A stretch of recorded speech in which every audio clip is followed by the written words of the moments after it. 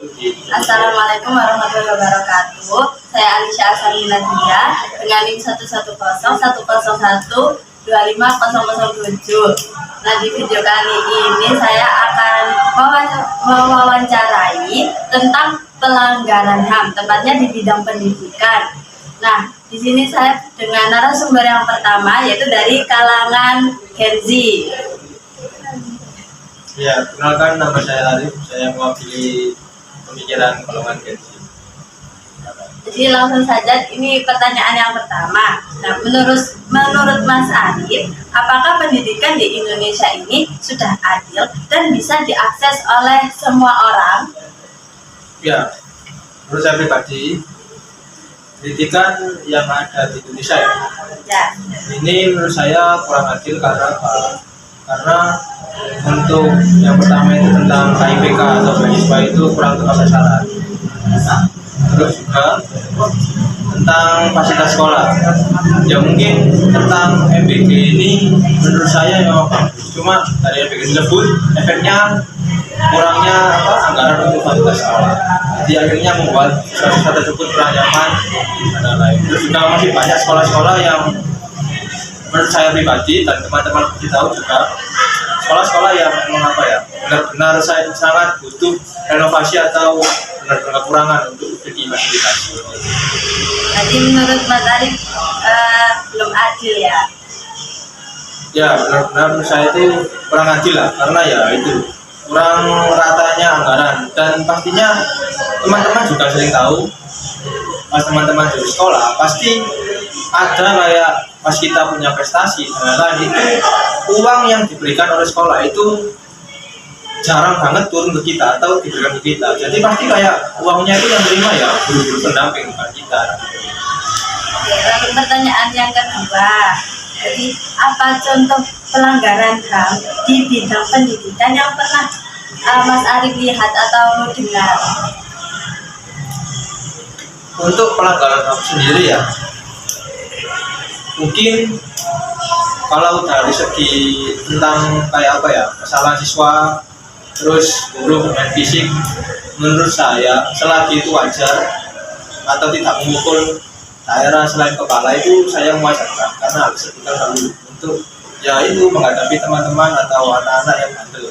Terus untuk segi lain ada lagi pelanggaran HAM-nya menurut saya itu benar-benar sangat parah lah daripada segi itu.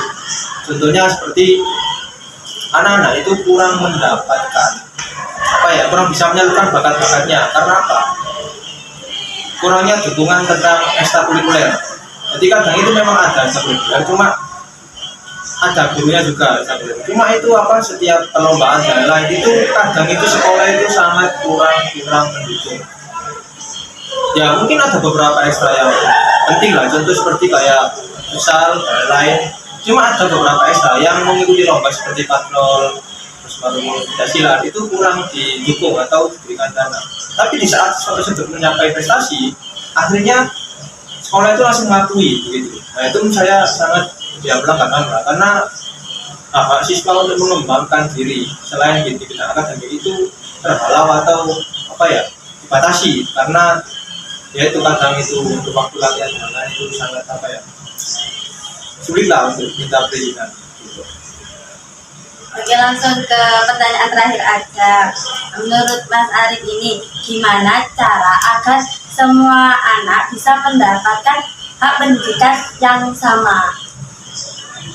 Ya untuk tentang hak pendidikan untuk setiap anak itu ahlinya sudah bagus, tentang kayak sekolah negeri itu sudah bagus. Terus pendidikan yang layak itu kembali ke pertanyaan pertama tentang anggaran yang kurang merata dan banyaknya pendidikan itu jadinya dibuat kayak ajang untuk mencari nafkah atau mencari uang. Nah itu ada pendidikan akhirnya membuat sebagai sekolah yang tertinggal, yang membuat teman-teman atau anak-anak itu kurang mendapat fasilitas yang memadai. Akhirnya ya itulah.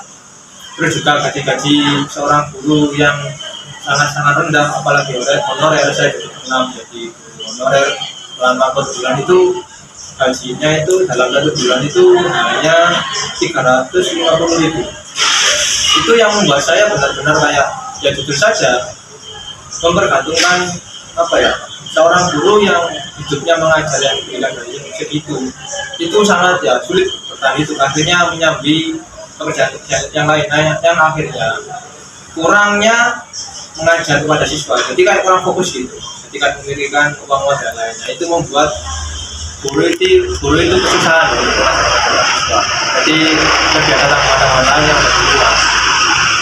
Oke, jadi gitu.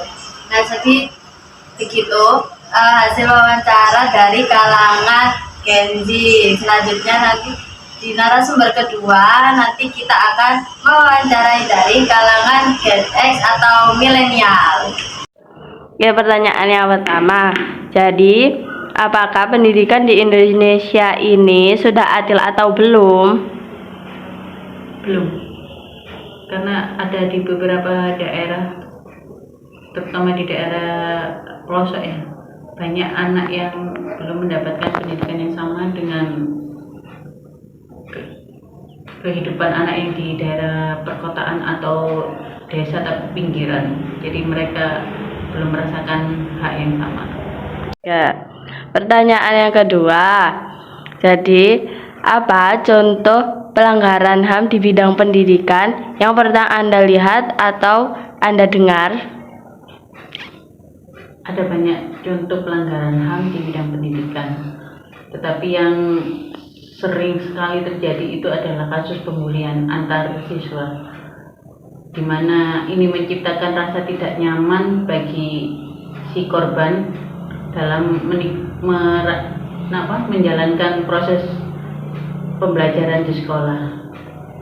Itu yang sering terjadi di bidang pendidikan antar anak. Sebenarnya banyak contoh yang lain, tapi yang sering terjadi seperti itu. Sekarang pertanyaan yang terakhir. Jadi, menurut Anda bagaimana cara agar setiap anak bisa mendapatkan hak pendidikan yang sama? Butuh kerjasama banyak pihak agar tercipta rasa keadilan dalam hal pendidikan ini, baik dari pemerintah, masyarakat maupun orang tua. Tapi yang terutama kita baca ini tuh dari pihak pemerintah, bagaimana memfasilitasi pendidikan agar bisa diperoleh secara merata untuk anak seluruh Indonesia. Jadi peran yang utama itu dari pemerintah, tetapi tanpa terlepas dari peran masyarakat dan juga orang tua. Tapi yang utama itu adalah pemerintah harus memfasilitasi anak-anak untuk belajar, bagaimana belajar yang nyaman dengan cara sarana prasarana yang ditingkatkan, bukan hanya gedungnya tapi akses menuju lokasi pendidik, sekolah atau tempat pendidikan ini harus juga diperhatikan agar anak-anak yang di daerah-daerah bisa mendapatkan pendidikan yang layak, yang setara dengan anak-anak yang di kota. Mungkin seperti itu yang harus lebih ditingkatkan. Sekarang kita bersama narasumber kita yang terakhir. Langsung saja pada pertanyaannya. Jadi pertanyaan yang pertama, menurut Anda, apakah pendidikan di Indonesia ini sudah adil atau masih belum? Menurut saya pendidikan di Indonesia itu sudah adil karena semua orang sudah mendapatkan pendidikan dari mulai PAUD sampai dengan SMA. Oke, sekarang pertanyaan yang kedua. Jadi, apa contoh pelanggaran HAM di bidang pendidikan yang pernah Anda lihat ataupun yang pernah Anda dengar? Banyaknya guru yang dilaporkan oleh siswa karena para siswa merasa dihukum oleh guru karena kesalahannya dia sendiri sebenarnya. Oke, jadi sekarang pertanyaan yang terakhir. Menurut Anda, bagaimana cara yang bisa dilakukan agar pendidikan di Indonesia ini adil untuk semua kalangan?